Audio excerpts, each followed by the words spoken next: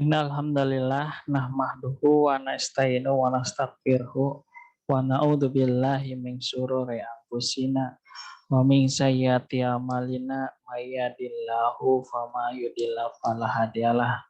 Asyhadu an la ilaha illallah wahdahu la syarikalah wa asyhadu anna Muhammadan abduhu wa rasuluh. Ya Nabi Ba'da. Alhamdulillah, segala puji dan puja syukur kita kehadirat Allah Subhanahu wa taala yang telah memberikan kita nikmat iman, Islam, sehat dan tetap istiqomah terhadap ajaran Islam. Salawat dan salam tak lupa kita panjatkan kepada baginda Nabi besar kita Muhammad SAW, para sahabatnya, para pengikutnya, dan para tabiin yang tetap istiqomah kepada ajaran Islam. Bismillahirrahmanirrahim.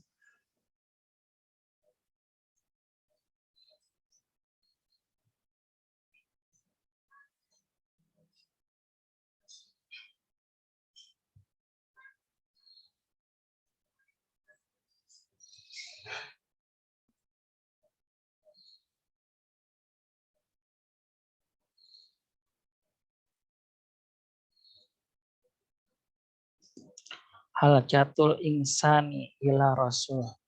Kebutuhan manusia terhadap rasul. Saya Umar Hidayat dari kelas 5B ingin menjelaskan hal tersebut.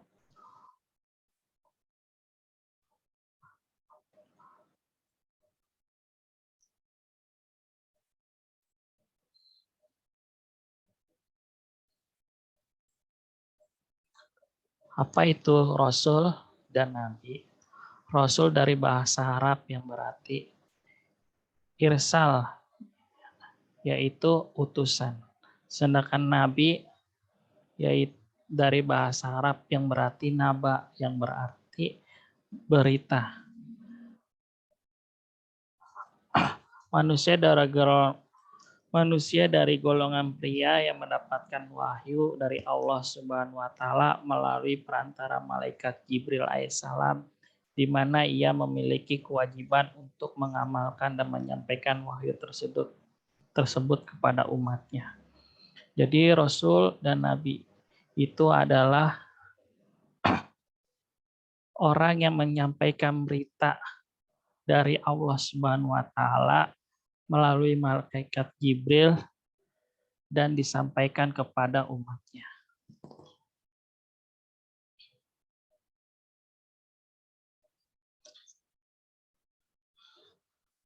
Dalilnya adalah kemudian kami utus rasul-rasul kami berturut-turut.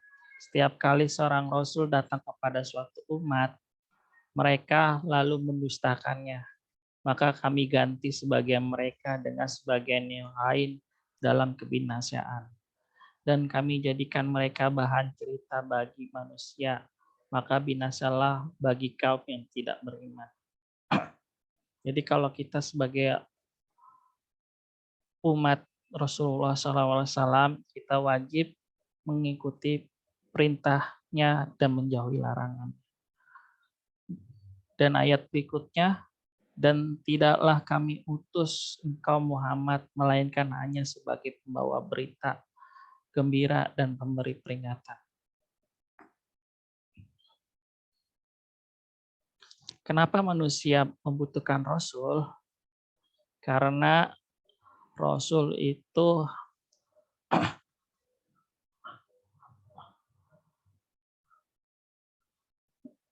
bisa menyampaikan, kita bisa lewat Rasul itu kita bisa mengetahui Sang Pencipta. Yang kedua, dengan Rasul tersebut kita bisa mengetahui eksistensi Sang Pencipta. Yang ketiga, dengan Rasul kita bisa beribadah sesuai contoh Rasul dan suri teladan yang baik. Yang berikutnya, pedoman hidup supaya kita hidup tertata menurut Islam. Yang berikutnya, mengetahui tentang yang gaib. Dan selanjutnya melanjutkan tugas Rasulullah, yaitu berdakwah.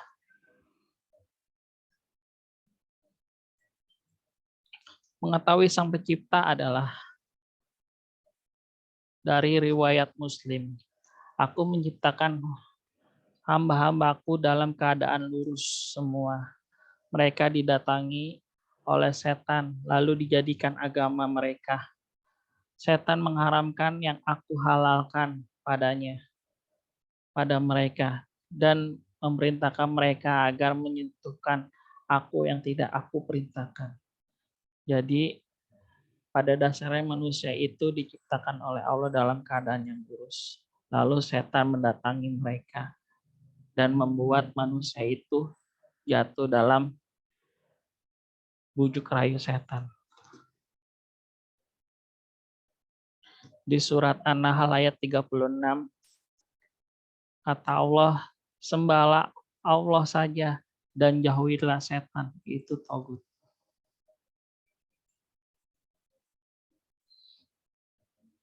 Di surat At-Toha,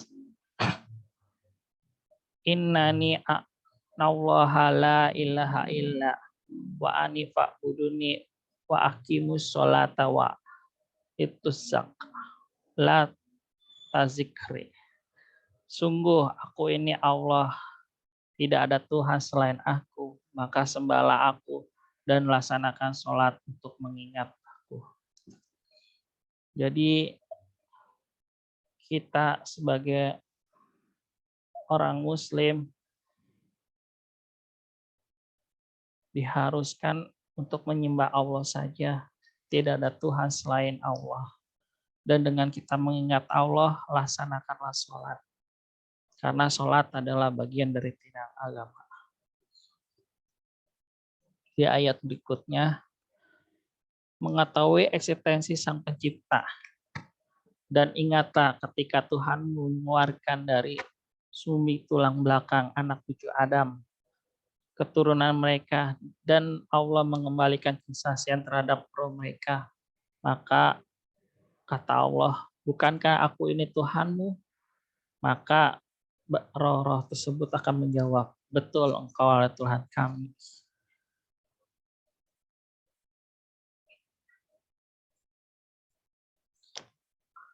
Setiap anak dilahirkan di atas fitrah yang lurus.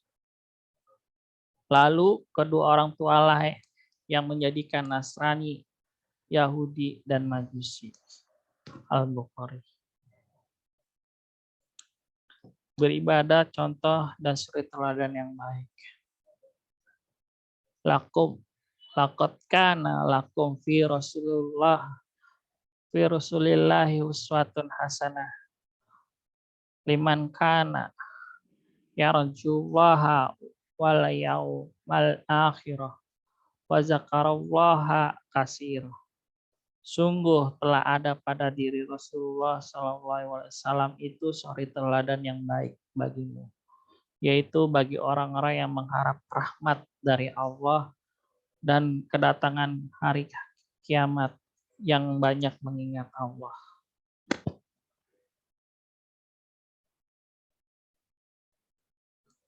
Pedoman hidup supaya hidup tertata menurut Islam.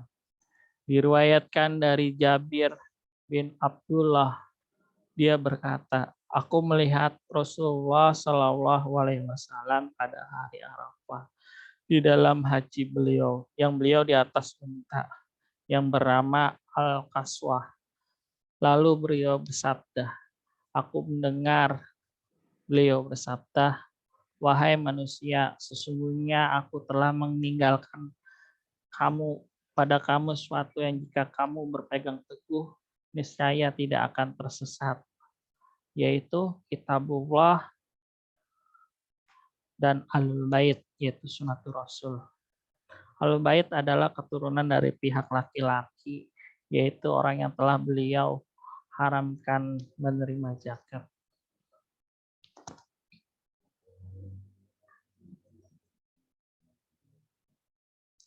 Mengetahui tentang yang gaib.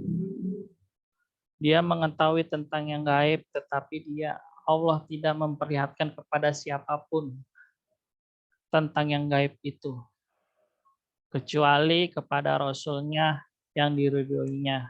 Maka sesungguhnya dia Allah mengadakan penjagaan penjagaan malaikat di depan dan di belakangnya. Agar dia Allah mengetahui bahwa Rasul-Rasul itu sungguh telah menyampaikan risalah Tuhannya. Sedangkan ilmu Allah meliputi apa yang ada pada diri mereka. Dia menghitung satu persatu. Jadi pengetahuan tentang yang gaib itu hanyalah milik Allah Subhanahu wa taala kecuali yang Rasul ajarkan.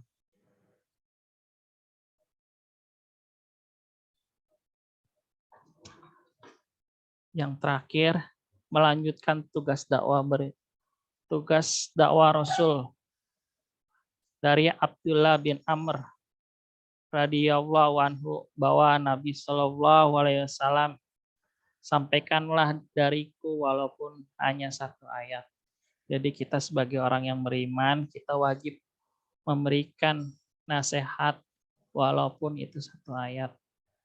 Dan itu saja yang bisa saya sampaikan. Terima kasih. Assalamualaikum warahmatullahi wabarakatuh.